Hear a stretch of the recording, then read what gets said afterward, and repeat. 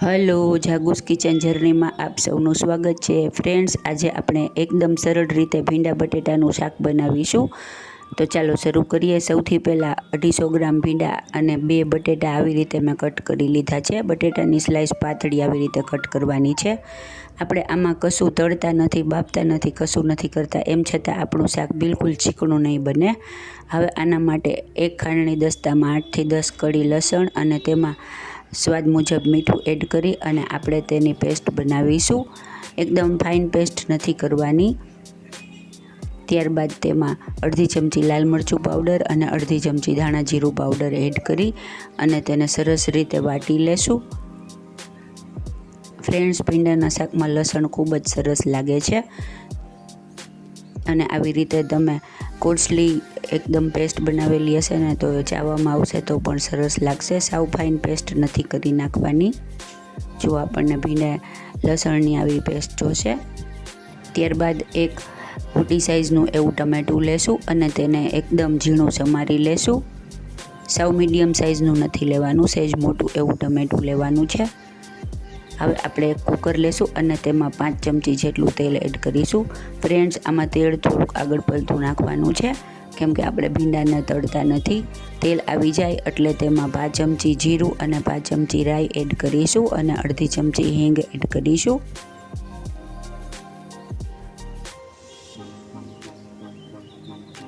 બધું સરસ રીતે આવી જાય અને ફ્લટર થઈ જાય એટલે આપણે તેમાં સૌપ્રથમ બટેટા ઝીણા સમારેલા છે ને પતલા એકદમ તે એડ કરી અને તેને એકદમ સરસ સોતે કરી લેશું।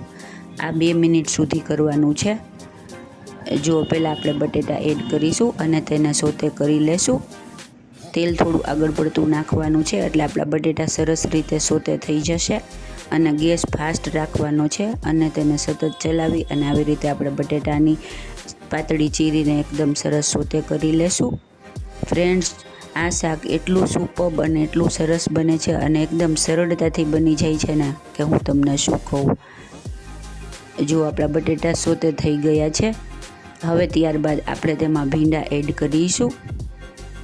ભીંડા આપણે કાચા જ સમારી લીધા છે, આવી રીતે આખા સમારી લેવાના છે, તે એડ કરીશું અને તેને પણ ફાસ્ટ ગેસે ફરીથી 2 મિનિટ સુધી સોતે કરીશું જેથી તેની બધી ચીકાશ જતી રહેશે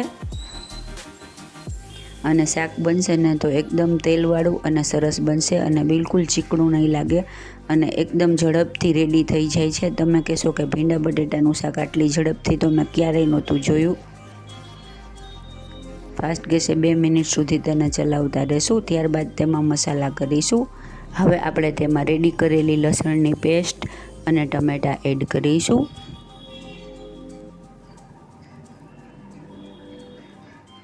ત્યારબાદ તેમાં 1 ચમચી લાલ મરચું પાવડર, 1 ચમચી ધાણા જીરું પાવડર,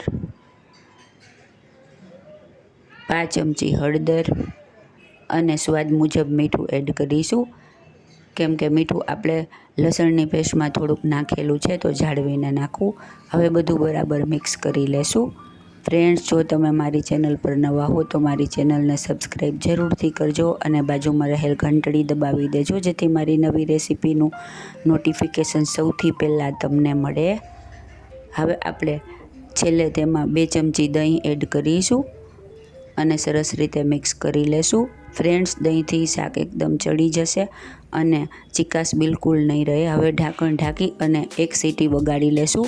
ફ્રેન્ડ્સ, તમારી પાસે આવા ઢાંકણાવાળું કુકર હોય તો 1 વિસલ વગાડવાની અને નહીં તો 2 વગાડવાની છે અને પછી રૂમ ટેમ્પરેચર ઉપર આવે એટલે તેને ખોલી નાખવાનું છે।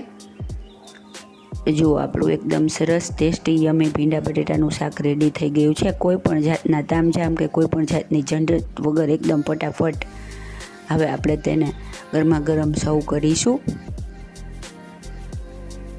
ફ્રેન્ડ્સ, જો તમે આમાં મેગીનો મસાલો જે આવે છે ને તે નાખશો ને તો એકદમ સુપર્બ ટેસ્ટી લાગશે પણ અત્યારે આપણે તે એડ કરેલ નથી। હવે તેને કોથમીરથી ગાર્નિશ કરીશું।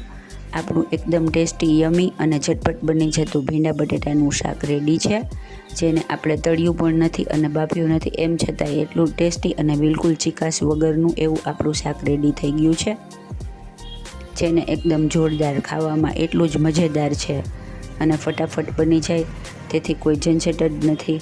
હવે આપણે તેને રોટલી સાથે અને કેરીના રસ સાથે સર્વ કરીશું. છે ને એકદમ જોરદાર, જોતાં જ ખાવાનું મન થઈ જાય એવું સરસ આપણા ભીંડા બટેટાનું શાક રેડી છે, અને તે પણ કુકરમાં બિલકુલ ચીકાશ વગર. ફ્રેન્ડ્સ, જો તમને મારી રેસીપી પસંદ આવી હોય તો મારી ચેનલને લાઇક, શેર અને સબસ્ક્રાઈબ જરૂરથી કરજો. ધન્યવાદ.